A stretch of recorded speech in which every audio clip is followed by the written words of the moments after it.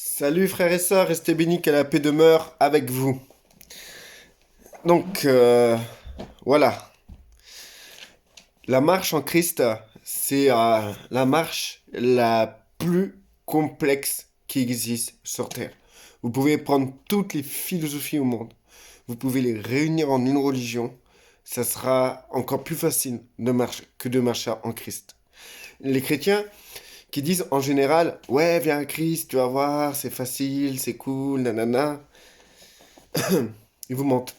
Ou bien, ils vous disent la vérité et en vérité, peut-être ils n'ont pas encore compris la complexité de cette marche en Christ. Les personnes qui m'écoutent actuellement, peut-être vous sont en train de déjà de penser que je dis n'importe quoi. Eh ben, moi, je peux vous expliquer pourquoi je pense ça. Si ça vous intéresse, continuez la vidéo. Donc, du coup, il faut comprendre que en Christ, nous, nous... En fait, un chrétien, c'est quoi? Un vrai chrétien, hein, je parle pas de la religion, je parle de celui qui croit en Christ crucifié et ressuscité et qui veut marcher dans ses voies. Voilà. Pour moi, un chrétien, ce n'est plus ni moins que ça. C'est pas quelqu'un qui va à l'église le dimanche ou qui va comment dire, à l'église brûler des bougies ou qui va écouter un pasteur ou un pape. Un chrétien n'a rien à voir avec tout ça. Ça, c'est une religion chrétienne. Mais le chrétien, c'est vraiment quelqu'un qui croit que Christ est mort et qu'il est ressuscité et qu'il veut emprunter les voies de son sauveur et qui veut obéir à son Seigneur. Le chrétien a pour Dieu le Père et pour Jésus-Christ comme intermédiaire entre le Père et entre le chrétien. C'est l'intermédiaire qui est Christ. Christ, il s'est dit lui-même qu'il est le chemin, la vérité et la vie. Que nul ne parvient au Père que par lui. Donc, le, pourquoi, pourquoi le chrétien qui est sauvé par Christ rentre dans un processus hyper compliqué, hyper difficile, complètement aléatoire et comment dire, c'est du style, euh, comment dire, quand Christ a exprimé que celui qui est enfant de Dieu, celui qui marche par l'esprit, il ne sait pas, il est comme le vent en fait, il ne sait pas d'où il vient, il ne sait pas où il va aller, c'est exactement ça en fait. Être chrétien, c'est être à la merci du Père qui décide d'avance les œuvres que vous devez pratiquer et dans lesquelles vous allez rentrer. C'est être libre, être chrétien. Et être libre, c'est pas facile. Parce que l'homme aime les règles, aime être encadré, aime être structuré. Alors quand on prend un homme, on lui enlève toute structure, ben l'individu est perdu. C'est pour ça que même les personnes qui viennent à Christ, qui sont libres, veulent une religion. Si c'est pas la religion catholique, ils vont aller dans la religion évangélique. Ils vont aller dans la religion témoin de Jéhovah. Ils vont aller dans toutes sortes de religions pour se structurer. Parce que l'homme libre, c'est, c'est quelque chose qui n'est pas naturel. C'est quelque chose qui est pas dans ses codes, dans ses principes. Depuis qu'il est né, depuis que l'individu est né, il est régi sous l'autorité, sous des contraintes, sous des obligations, sous des règles. Et il doit respecter ces règles, ou sinon, il a des problèmes. Donc l'homme fonctionne comme ça. On lui donne des règles, s'il les respecte pas, il est sanctionné. Vous prenez votre voiture, vous vous roulez à 200 km/h au lieu de 50 en pleine ville, si c'est possible. Vous vous faites arrêter, vous perdez votre permis, et ça peut aller loin encore. L'homme a besoin de ça. Il n'a pas l'habitude d'être libre. Or, en Christ, nous sommes totalement libres. Vous allez dire, mais Olivier, le péché, tu sais, t'as pas le droit de pécher. C'est pas parce que t'es en Jésus-Christ que tu peux pécher. Le péché, d'où vient le péché? Avant Moïse. Est-ce que l'homme, euh, on pouvait dire que l'homme péchait. Le péché vient de quoi? Le péché vient d'une loi. Et elle vient de la loi qui est venue à partir de Moïse. À partir de là, Dieu a structuré quelque chose, a amené une loi, et de cette loi, il y a eu des infractions. Il y a ce que Dieu appelle communément péché. Et donc, cette loi condamnait tous les hommes. Parce que les hommes, eux-mêmes, ne pouvaient pas respecter cette loi. Parce que cette loi était compliquée. C'est pour ça que nous pouvons lire dans la Bible que cette loi ne donnait pas la vie. Mais elle condamnait. Elle montrait à l'homme qu'il ne pouvait pas être régi sous une structure qui est une loi. Et cela a été démontré. Quand le peuple hébreu devait marcher sous cette loi, il n'a pas arrêté de pécher. Cette loi les jugeait tout le temps. Tout le temps. C'était un poids. Abraham marchait avec Dieu. Il n'avait pas de Bible avec lui. Il n'avait pas la loi. Il n'avait absolument rien. C'était un homme totalement libre. Et qu'est-ce qu'il a fait de sa liberté? Il a voulu suivre le Père. Il a voulu suivre Dieu, l'Éternel. Et c'est pour ça que Dieu a dédié ce qu'il souhaite vraiment, venant d'un homme, il a dédié ça à Abraham. Il a dit, c'est à travers ta foi, à travers ton comportement, que les gens seront sauvés. Ça sera à travers de ce que tu as été. C'est-à-dire un homme libre qui a choisi de marcher avec Dieu. Abraham n'avait pas de loi. Il n'avait pas comment dire, il faisait pas de péché, puisqu'il n'avait pas de loi. C'est la loi qui a amené le péché. On va lire ça ensemble, de toute manière. Hein. Je vous ai dit, je fais tout avec la Bible maintenant. Hein. Je vous ai promis cela. D'ailleurs, excusez-moi de ne pas avoir fait de vidéo la semaine dernière. Pour ma part, c'est très dur de faire une vidéo. Hein. Je tiens à vous dire, hein, c'est très dur. C'est pas que j'arrive devant la caméra et que je parle et que tout va bien et tout. Non, c'est très dur, frères et sœurs.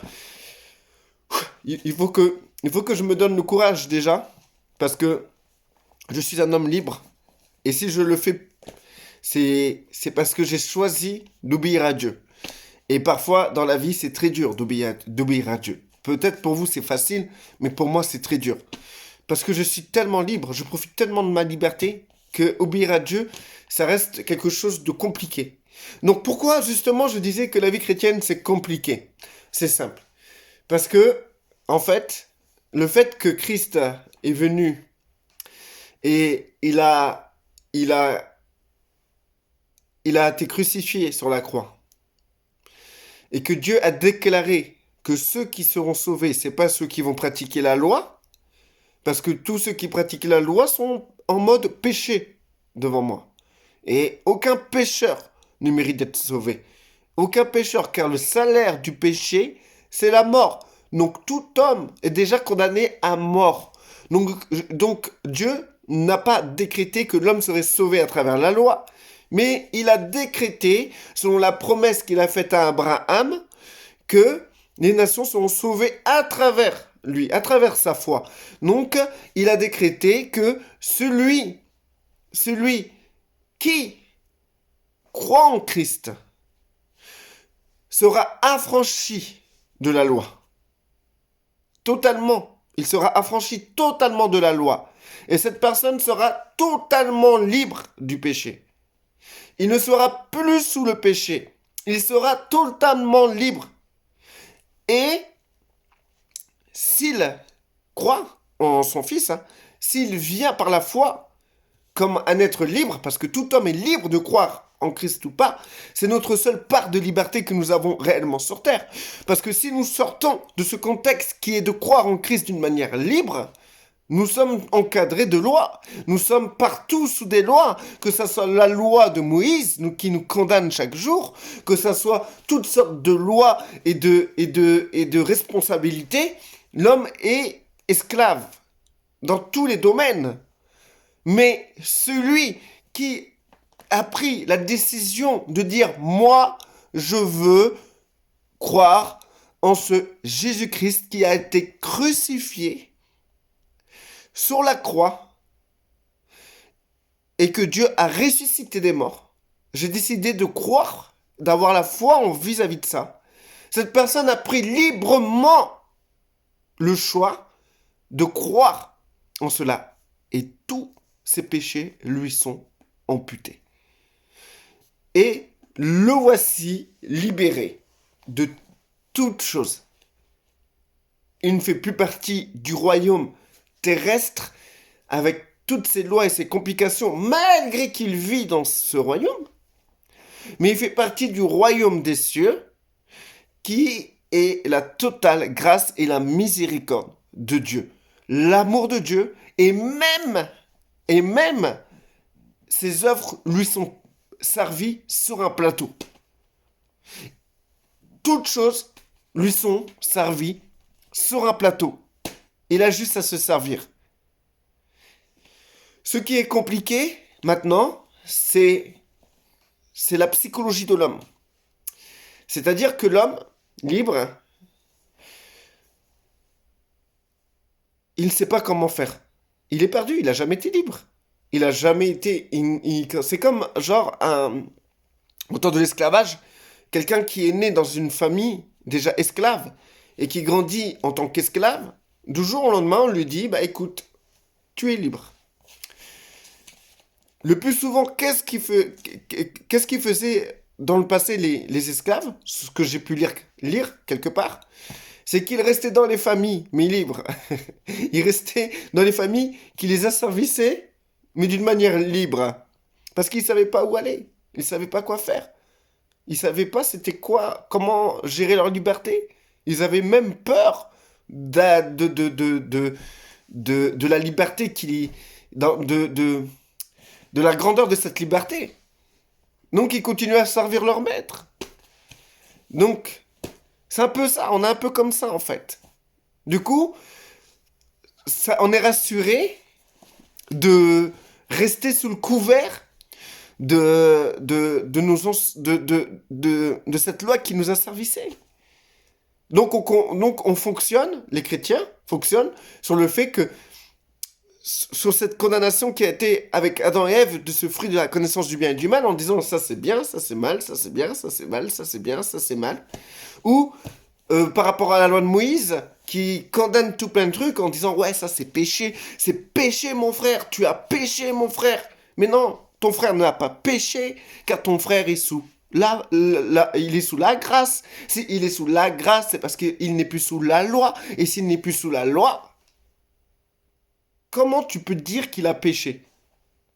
Parce que pour dire que ton frère a péché, il faut revenir dans la loi. Parce que c'est la loi qui déterminait ce qui était un péché ou pas. Mais ton frère est sous la grâce. Donc, du coup, ça lui induit un comportement libre d'agir libre. Il peut agir comme il veut. Vous allez dire, mais Olivier, là, tu conduis les gens dans l'erreur, dans le péché. Tu vas les pousser à faire le mal. Vous voyez le raisonnement qu'on a, en sachant qu'on est libre de tout ça. Maintenant, ce qui est compliqué dans notre marche en Christ, c'est que nous avons d'un côté tout ce qui est structuré, les lois et tout ce qui appartient, à ce qui appartient au bien et au mal. Ça c'est bien, ça c'est mal, ça c'est péché, ça c'est pas correct. Non, tu devrais pas faire ça. Attention, c'est pas dans le code de la route. C'est pas dans la loi universelle du droit de l'homme. Non, c'est pas dans le code pénal. Non, non, non, non, non, attention à tout ça. Les lois dans le monde du travail, tout ça. Des lois partout. Même dans les familles, il y a des règles. Ou soit l'homme est libre, il fait ce qu'il veut. En vérité, faire ce qu'on veut, ça nous pousse à faire n'importe quoi. Si je peux faire ce que je veux, c'est-à-dire je fais n'importe quoi, c'est bon. Il n'y a plus rien qui me condamne. Ce qui me condamnait, c'était les lois. Maintenant, il n'y a plus rien qui me condamne. Donc, voilà dans quoi le chrétien est confronté en réalité. Ce qui est très dur pour le chrétien, c'est que en vérité, cette liberté ne doit que servir pour aller vers Dieu, pour être des lumières sur terre, être des personnes qui arrivent à affranchir d'autres personnes de cette servitude de la loi, de cette condamnation qui pend au nez de chaque être humain sur terre. Cette liberté, en vérité, c'est se tourner vers Dieu. La liberté de se tourner vers Dieu. Et cette liberté-là, nous l'avons pleinement. Et ce qui est compliqué, c'est que on ne sait pas comment faire. Donc comment on s'accroche? Comment on va s'accrocher? On va s'accrocher en prenant le contexte du péché. Donc les gens, ils vont tout faire pour pas pécher. Ils vont tout faire pour rester droit, juste. Et pour eux, c'est comme ça qu'ils vont s'approcher de Dieu. D'autres, ils vont essayer d'être disciplinés dans tous les domaines de la vie, dans toutes les lois, et respecter toutes les lois qui existent sur Terre. Familiale, sociale, économique, professionnelle, etc. Et ils vont dire c'est comme ça qu'on s'approche de Dieu. Donc c'est-à-dire qu'ils vont se remettre sous le couvert de la loi, des règles et des structures pour, soi-disant, obéir à Dieu. Ou bien ils vont aller dans une religion, se mettre sous couvert d'une théologie et la mettre en pratique pour dire voilà, nous servons le Seigneur. En vérité,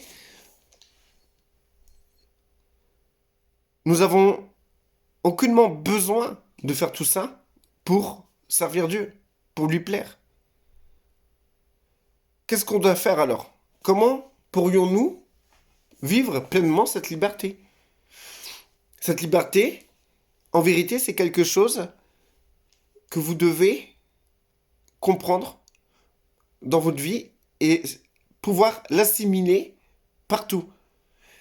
Cette liberté, comme disait Paul, c'est pas un prétexte de courir vers le mal. Mais cette liberté est un prétexte pour courir vers Dieu.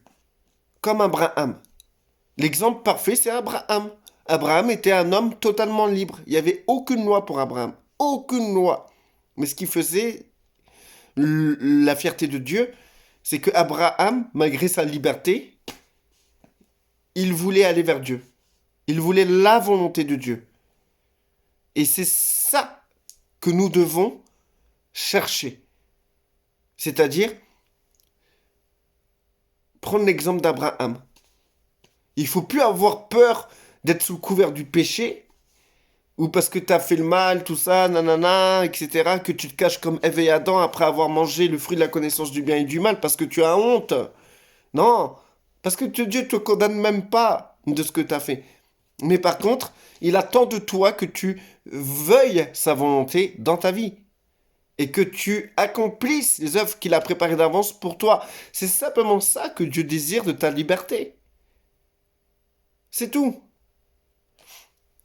Et pour ce qui est du péché, des lois, des règles, etc., nous avons la sagesse de comprendre que si on fait quelque chose de mal, ou si nous allons contre les lois, nous risquerons d'avoir les conséquences de cela dans notre vie. Malgré que nous sommes libres de ça, mais devant Dieu. Devant Dieu. Mais devant les hommes, il y a des effets et conséquences. C'est-à-dire que ton comportement, s'il touche ton prochain, Dieu se doit de rendre justice à ce prochain. Et à cause de cela, il y a des conséquences à certains comportements. Si tu fais quelque chose qui fait du mal à ton prochain, Dieu ne peut pas fermer les yeux. Il est obligé de défendre le pauvre. Il est obligé de défendre l'innocent. Dieu a horreur qu'on considère coupable l'innocent. Dieu est un justicier qui défend jusqu'à la veuve et l'orphelin, qui défend jusqu'aux pauvres et aux faibles, qui va se lever pour celui qui touche aux enfants. Donc si ton comportement va toucher ton prochain, va agir contre ton prochain, Dieu se lèvera contre toi au nom de ton prochain, car Dieu est juste. Donc il est normal que tu as des comportements que tu dois absolument ne pas avoir envers ton prochain, de peur d'être face à Dieu pour sa justice. Vous allez me dire, mais Olivier, t'as dit que Dieu n'avait plus de justice, nanana. Tu es libre, frère. Tu es libre. Mais comme dirait la loi, ta liberté s'arrête où commence celle des autres. Et les autres ont le droit d'avoir la justice de Dieu. Et s'ils ont sur eux la justice de Dieu, si tu les touches, tu auras affaire à cette justice. Maintenant, si tu t'amuses à faire n'importe quoi pour toi-même, juste toi-même, tu subiras juste les lois qui concernent les lois naturelles. Si tu sautes du 5e étage, tu vas te péter les jambes, tu vas te péter les reins, et aussi ta colonne vertébrale, et si c'est pas la tête avec. C'est les lois naturelles. Nous sommes régis encore sous ces lois-là. Vous allez dire, mais Olivier, tu te contredis, c'est pas possible. Tu dis que nous sommes plus sous la loi du péché, nanana, et tu dis après que nous sommes sous la loi naturelle, etc. Il faut avoir du bon sens, frères et sœurs. Moi, je vous dis que vous n'êtes plus sous la loi du péché. Ça ne veut pas dire que vous ne devez pas respecter les règles de la société, les règles de la gravité, les règles naturelles et les règles qui font que Dieu va rendre justice aux victimes. Donc, attention à votre comportement. Voilà, tout simplement. Mais vous êtes libre. Vous êtes totalement libre devant Dieu. Dieu vous voit sans péché. Dieu vous voit libre. Et de cette liberté, n'en faisez pas un prétexte pour faire ce que vous voulez, mais de cette liberté, soyez dans l'exemple d'Abraham, c'est-à-dire être libre et choisir de faire la volonté de Dieu, frères et sœurs. Je vais lire un passage. C'est dans Galates 3, à partir du verset 1. Galates sans intelligence, qui vous a fasciné pour que vous n'obéissiez plus à la vérité, vous, aux yeux de qui Jésus-Christ a été décrit comme crucifié. Voici seulement ce que je veux apprendre de vous. Est-ce en pratiquant les œuvres de la loi que vous avez reçu l'Esprit, ou en écoutant l'Évangile avec foi? Manquez-vous à ce point de bon sens? Après avoir commencé par l'Esprit, voulez-vous maintenant finir par votre propre force? Avez-vous tant souffert pour rien? Si du moins c'est pour rien. Celui qui vous accorde l'Esprit et qui a accompli des miracles parmi vous, le fait-il donc parce que vous pratiquez les œuvres de la loi ou parce que vous écoutez avec foi? Tout comme Abraham eut confiance en Dieu et que cela lui fut compté comme justice, reconnaissez donc que ce sont ceux qui ont la foi qui sont les fils d'Abraham. Or l'Écriture prévoyait que Dieu considérerait les non-juifs comme justes sur la base de la foi. Et elle a d'avance annoncé cette bonne nouvelle à Abraham. Toutes les nations seront bénies en toi. Ainsi ceux qui croient sont bénis avec Abraham le croyant. En effet, tous ceux qui dépendent des œuvres de la loi sont sous la malédiction, car il est écrit « Maudit soit tout homme qui ne reste pas fidèle à tout ce qui est écrit dans le livre de la loi pour le mettre en pratique. » De plus, il est évident que personne n'est déclaré juste devant Dieu dans le cadre de la loi, puisqu'il est dit « Le juste vivra par la foi ». Or, la loi ne s'appuie pas sur la foi. Elle dit au contraire « L'homme qui mettra ces règles en pratique vivra par elles ». Christ nous a rachetés de la malédiction de la loi en devenant malédiction pour nous, puisqu'il est écrit « Tout homme pendu au bois est maudit ».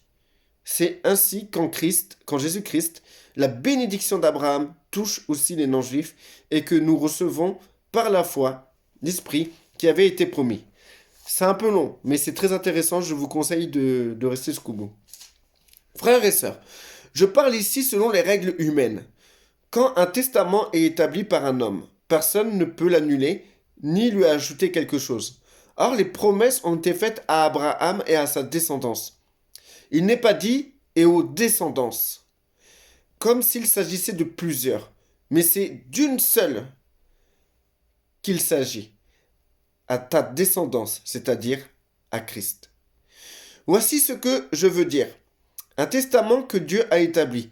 La loi survenue 430 ans plus tard ne peut l'annuler et rendre ainsi la promesse sans effet. Donc il explique que Abraham a reçu la promesse de Dieu que les nations seront sauvées à travers lui, à travers sa foi, à travers son personnage qui était un personnage libre de toute loi et qui a décidé de faire la volonté de Dieu. Voilà l'exemple du chrétien que Dieu veut.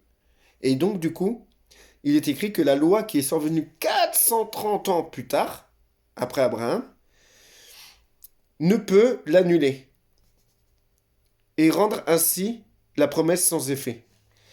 Donc c'est-à-dire que la loi est venue 430 ans plus tard après la promesse du salut, de la grâce à travers Abraham. Et Dieu, c'est sur ça qu'il s'est fixé. Il ne s'est pas fixé sur une loi qui est venue 430 ans plus tard. Il est resté fidèle à Abraham. Et ce qui a été rajouté par la suite, je vais le lire. En effet, si l'héritage venait de la loi, il ne viendrait plus de la promesse. Or, c'est une promesse que Dieu a accordée à sa grâce à Abraham. Que Dieu a accordé sa grâce à Abraham. Pourquoi donc la loi? Elle a été ajoutée ensuite à cause des transgressions, jusqu'à ce que vienne la descendance à qui la promesse avait été faite. Elle a été promulguée par des anges au moyen d'un médiateur. Un médiateur n'intervient pas quand il y a une seule partie. Or là, Dieu est seul. La loi est-elle donc contre les promesses de Dieu? Certainement pas. Si une loi qui puisse procurer la vie avait été donnée, la justice viendrait réellement de la loi. Mais l'Écriture a déclaré le monde entier prisonnier du péché, afin que ce qui avait été promis soit accordé par la foi en Jésus-Christ à ceux qui croient avant que la foi vienne. Alors c'est point. Avant que la foi vienne, nous étions prisonniers sous la garde de la loi en vue de la foi qui devait être révélée. En fait, la loi n'a ni plus ni moins mis en valeur la promesse d'Abraham. Parce que Abraham lui-même était libre. Et donc, quel intérêt de faire grâce à des hommes libres? Quel intérêt? Quelqu'un est libre et tu lui dis je te fais grâce. Cela n'a aucun sens. Donc la loi a mis une valeur ajoutée dans le sens de la miséricorde de Dieu et de la grâce qui sera accordée par la même foi qu'Abraham avait envers Dieu et qui se manifesterait dans notre foi en Jésus-Christ. Donc, ainsi, la loi a été le guide chargé de nous conduire à Christ, afin que nous soyons déclarés justes sur la base de la foi. Depuis que la foi est venue, nous ne sommes plus soumis à ce guide. Donc, la loi était juste un pont qui nous conduit à la foi, à la grâce. Une fois que, par exemple, si tu veux aller d'un endroit A à un endroit B, et qu'il n'y a aucun autre moyen d'aller à l'endroit B que de passer par un pont, dans ces cas-là, une fois que de cet endroit A, tu passes le pont pour aller dans cet endroit B, tu n'as plus besoin du pont parce que tu es arrivé à destination. Et bien la loi, c'est cela, en fait. La loi est un pont. C'est-à-dire que de la liberté d'Abraham, et ben en fait, Dieu a mis, imaginez-vous, la liberté d'Abraham, c'est le point A. Ce que mérite tout homme. À l'origine, ce que Abraham était, tout homme devait l'être. Libre. Et le point B, c'est Christ, c'est Jésus-Christ. Et pour que tout homme puisse bénéficier de la grâce en Christ, il faut qu'il puisse passer un pont de la position naturelle de l'homme dans un état de liberté, mais qui transgresse, qui ne connaît pas totalement Dieu, pour aller à un point B qui est la grâce et la connaissance de Dieu. La connaissance réelle de Dieu. Quand je dis connaître Dieu, c'est pas connaître la parole de Dieu, c'est connaître la personne de Dieu. Et donc, pour cela, il a fallu un pont, c'était le péché.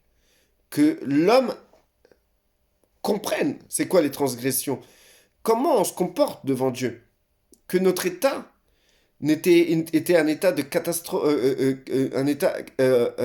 catastrophique. Et que ce pont révélait que rien n'allait. Et que, une fois traversé ce pont, arrivé au point B, on comprenne que maintenant nous sommes arrivés à destination réelle, qui est la grâce de notre Seigneur. La grâce à travers notre Seigneur Yeshua. Et cette grâce, nous pouvons l'acquérir que d'une seule manière, de la même manière que Abraham, que la foi d'Abraham. Et cette foi qu'Abraham avait, c'est cette foi que nous devons avoir envers ce point B qui est Jésus-Christ. Et une fois que nous avons atteint ce point B par la foi, parce que tant qu'on est sur le pont, on est condamné à mort. On est condamné à mort. Une fois le pont écroulé, on est tous morts. Une fois qu'on a traversé le pont et qu'on est arrivé sur ce territoire, cette terre, qui est Christ, nous sommes arrivés à destination. Et ce pont ne sert plus à rien. Donc, j'en étais où? Ainsi, la loi a été le guide chargé de nous conduire à Christ afin que nous soyons déclarés justes sur la base de la foi. Depuis que la foi est venue, nous ne sommes plus soumis à ce guide. Vous êtes tous fils de Dieu par la foi en Jésus-Christ. En effet, vous tous qui avez été baptisés en Christ, vous vous êtes revêtus de Christ. Il n'y a plus ni juif ni non-juif. Il n'y a plus ni esclave ni libre. Il n'y a plus ni homme ni femme, car vous êtes tous un en Jésus-Christ. En Jésus-Christ, nous sommes un.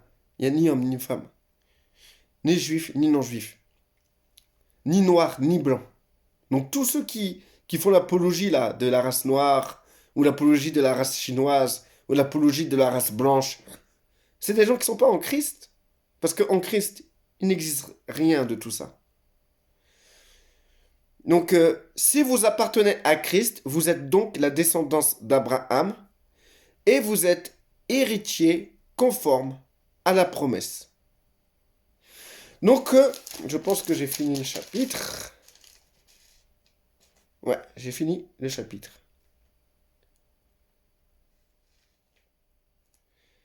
Je vous incite de lire la suite, le chapitre 4. Dedans, ça donne encore des explications par rapport à ce que j'ai pu dire dans la vidéo. Je vais juste vous lire un paragraphe. Alors, voici ce que je veux dire. Aussi longtemps que l'héritier est un enfant, il ne diffère en rien d'un esclave, quoiqu'il soit le maître de tout. Il est soumis à des tuteurs et à des administrateurs jusqu'au moment fixé par son père. Nous aussi, de la même manière, lorsque nous étions des enfants, nous étions esclaves des principes élémentaires qui régissent le monde. C'est ce que je disais tout à l'heure. Mais lorsque le moment est venu, est vraiment venu, Dieu a envoyé son Fils, né d'une femme, né sous la loi, pour racheter ceux qui étaient sous la loi, afin que nous recevions le statut d'enfant adoptif. Et parce que vous êtes ses fils, Dieu a envoyé dans votre cœur l'esprit de son Fils qui crie « Abba Père ». Ainsi tu n'es plus esclave, mais fils. Et si tu es fils, tu es aussi héritier de Dieu par Christ.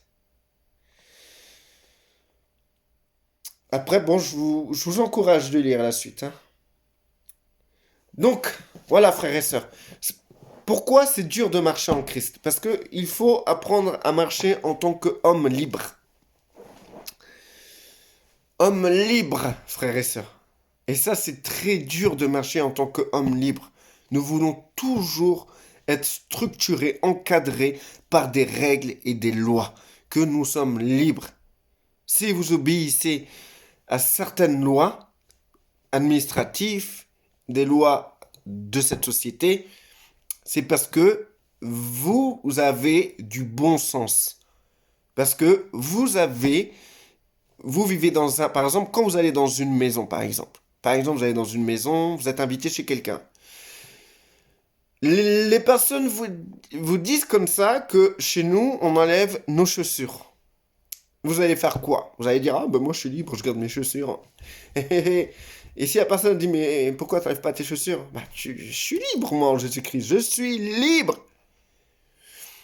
C'est vrai que vous êtes libre, vous auriez pu marcher avec vos chaussures. Rien ne vous empêchait de faire ça. Mais est-ce que ça serait pas offenser l'autre? Et aussi l'amener à être contre vous? C'est un peu ça. Partout où vous allez maintenant dans cette société, c'est un peu ça. C'est comme si, genre, vous êtes dans un endroit avec des règles et vous êtes libre de faire ce que vous voulez parce que vous n'êtes plus sous la loi, mais vous êtes maintenant sous la foi en Christ, sous la grâce. Et ben en fait, vous êtes libre comment dire, de marcher avec vos chaussures dans tel ou tel endroit. Quand je dis chaussures, c'est une façon de parler. Mais il faut comprendre que ça manque de respect envers l'autre. Les règles et les lois qui ont été établies dans nos sociétés ont été faites pour respecter son prochain. Donc si vous respectez pas ces règles, c'est que vous commencez à empiétiner la liberté de votre prochain, la vie de votre prochain, etc. Or, c'est pas le but.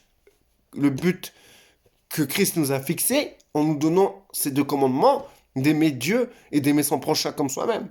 Donc dans ces cas-là, si tu dois aimer ton prochain, tu dois respecter ses limites, tu dois respecter ses conditions, tu dois respecter sa vie et sa pensée. Donc si ton prochain pense que c'est important que tu fasses ça, tu dois le faire. La société, c'est pareil. Les règles qui sont établies doivent être respectées. Si tu ne respectes pas les règles de la société où tu es, tu manques de respect à cette société. Donc, il est normal de respecter son environnement. Partout où vous allez, vous devez respecter votre environnement, malgré votre liberté. Mais, vous êtes complètement libre. Mais, cette liberté, c'est pas un prétexte de faire ce que vous voulez. Cette liberté est simplement le prétexte de faire comme Abraham, en tant qu'homme libre, de choisir la volonté de Dieu. Et c'est tout. Cette liberté, bien utilisée, ne peut que vous amener à ça. Et la volonté de Dieu dans votre vie, elle est unique. C'est pas genre vous mettre sur le couvert d'une religion, d'une théologie. Ça, c'est pas la volonté de Dieu. C'est vous rendre encore esclave de choses. Mais la volonté de Dieu, elle est individuelle dans votre vie. Dieu veut des choses envers vous. Et ces choses, c'est pas les mêmes choses qu'il désire envers d'autres personnes. Donc il est important que vous sachiez ce que Dieu attend de votre vie, de votre liberté. Il n'attendait pas la même chose d'Abraham que de Jacob. Il n'attendait pas la même chose envers Isaac par rapport à Jacob. Il n'attendait pas la même chose d'Abraham par rapport à Jésus-Christ. Chaque identité, chaque personne a sa propre vie, a sa propre liberté, a sa propre volonté que Dieu a, que Dieu repose sur cette personne. Ma vie, ma liberté consiste de faire la volonté de Dieu. Et la volonté de Dieu dans ma vie n'est pas la même que la vôtre. Sommes tous pasteurs Dieu demande-t-il à tout le monde de faire des églises? Dieu demande-t-il à tout le monde de, d'enseigner la Bible? Dieu demande-t-il à tout le monde d'avoir un travail dans l'usine et et manifester la lumière partout où la personne va? Dieu a un projet pour vous. Toi qui m'écoutes, Dieu a un projet pour toi. Ce projet, il est individuel. Il est personnel. Il est en toi, ancré en toi. Tu n'as pas les mêmes capacités que moi. Pourquoi? Parce que nous n'avons pas la même exigence que Dieu nous demande. Nous n'avons pas la même volonté de Dieu dans notre vie. Nous sommes différents. Pourquoi? Parce que nous devons servir Dieu d'une manière différente. Les œuvres que le Père a préparées d'avance pour moi ne sont pas les mêmes que les œuvres que le Père a préparées d'avance pour vous. Ou sinon, vous ferez tous des vidéos comme moi. Mon frère et sœur, restez bénis à la prochaine vidéo. Désolé, 40 minutes. Hein. Waouh. Celui qui arrive à écouter jusqu'au bout, bravo.